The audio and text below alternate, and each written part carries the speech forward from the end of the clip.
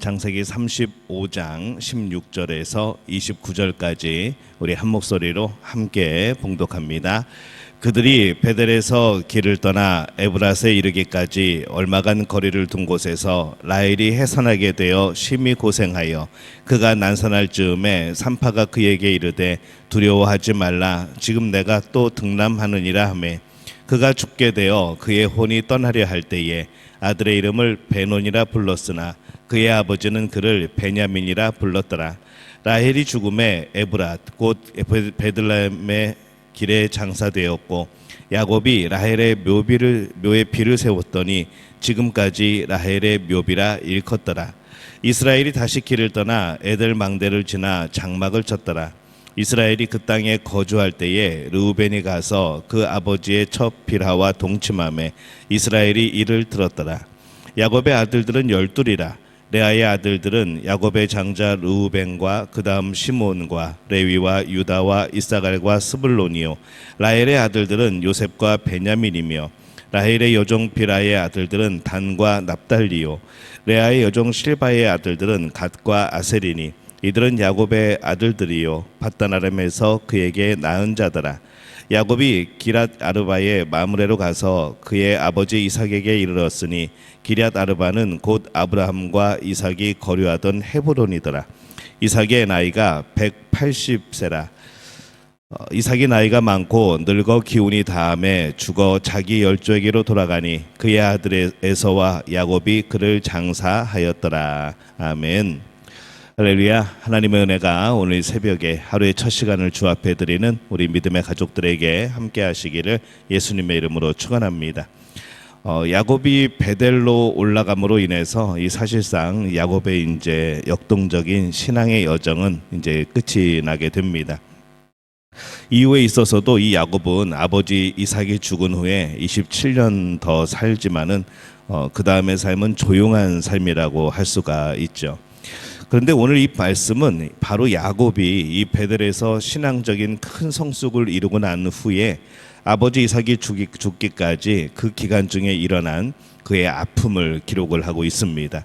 이제 크게 한 4가지 정도의 그의 아픔이 있었는데요.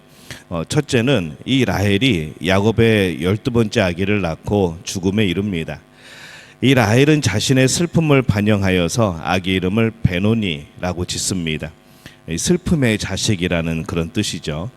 근데 이 야곱은 그의 이름을 베논이라고 하지 않고 베냐민으로 바꿉니다. 이 결국 베냐민이 그의 이름이 되었고, 이 베냐민이라는 뜻은 오른손의 아들, 남쪽의 아들, 이제 그런 뜻을 가지고 있습니다. 다른 아들들은 모두 이 북쪽 하란에서 이제 낳게 되었는데, 이 베냐민만 남쪽 이 가나안 땅에서 낳게 되어 그의 이름을 그렇게 붙인 것이죠. 이제 베냐민을 낳다가 라헬이 죽습니다. 그래서 이 라헬의 죽음은 야곱에게 있어서 참 큰 슬픔이었을 겁니다. 두 번째 슬픔은 무엇인가 하면은 장자 르우벤이 죄악을 저지릅니다. 르우벤이 아버지의 첩인 빌하와 통간을 한 것이죠.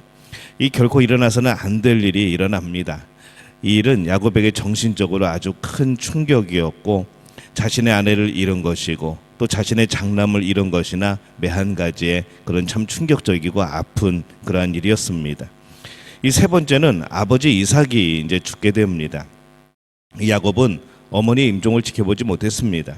어머니가 죽을 때 그는 삼촌 집에 피신 중이었죠. 그런데 이제 아버지가 돌아가십니다.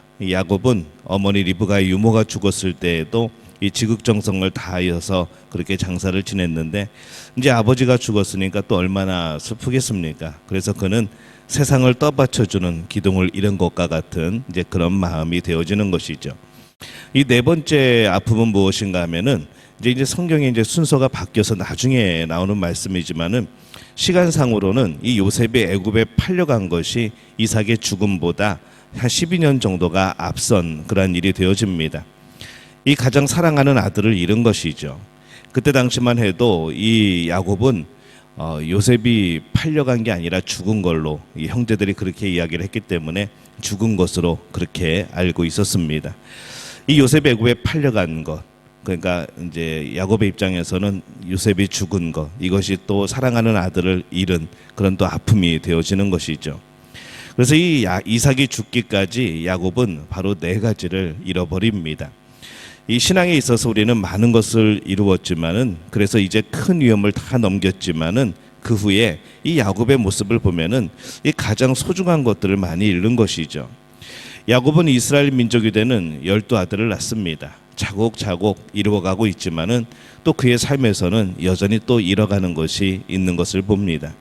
근데 우리가 여기서 이 오늘 말씀을 보면서 우리가 기억해야 될 것이 있습니다.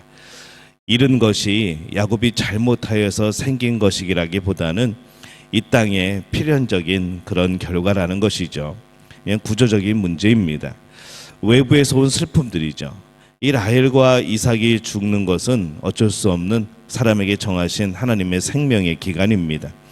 이 땅을 살면서 사람들은 수없이 많은 죽음과 이별을 경험을 합니다. 그것이 이 땅에서의 가장 삶의 기본적인 것이죠. 이 아들 루벤이 죄악을 저지른 것도 그렇습니다. 우리가 아무리 자녀들을 잘 가르친다고 하여도 이 자녀들은 또 자녀들만의 훈련의 몫이 있습니다. 이 야곱이 전에 많은 허물을 통해서 새롭게 거듭난 것처럼 그도 역시 수많은 잘못과 수많은 배움 속에서 살아왔던 것처럼 이제 야곱의 자식들도 그런 훈련에 또 접어들게 된 것이죠. 이 마지막으로 요셉의 애굽이 팔려간 것도 그렇습니다. 그것은 겉으로 볼 때는 너무나 슬픈 일이었지만, 당시만 해도 이제 요셉이 죽은 줄 알았으니까 굉장히 슬픈 일이었지만은 우리는 이제 내용을 알고 있죠. 그러다 보니까 이게 하나님의 크신 선하신 계획이었다는 것을 우리가 또 알게 되어지는 것이죠. 그것을 야곱이 슬퍼한다고 되돌려지는 일은 아니었습니다. 그래서 우리가 이런 일들을 보게 될 때에 우리는 이 땅을 살아가면서 얻어지는 것도 참 많지만은 잃는 것도 참 많다는 생각이 듭니다. 하지만은 잃는 것을 두려워하지 않는 우리들이 되었으면 좋겠습니다. 잃는 것은 이 땅의 가장 기본적인 일입니다. 우리가 앞으로 전진해 나갈수록, 우리가 시간이 지나갈수록 점점 잊혀지는 것들이 있는 것이죠. 우리가 두려워해야 될 것은 잃는 것이 아니라 이루지 못하는 겁니다. 나이가 들어가면서 우리는 세월을 잃습니다. 근데 나이가 들어가면서 우리의 신앙은 자라는 것이죠. 그렇기 때문에 우리가 나이가 들어가면서도 우리의 신앙이 자라지 않고 있다면은 그것이 문제가 되는 겁니다. 지나가는 시간을 어떻게 우리가 잡겠습니까?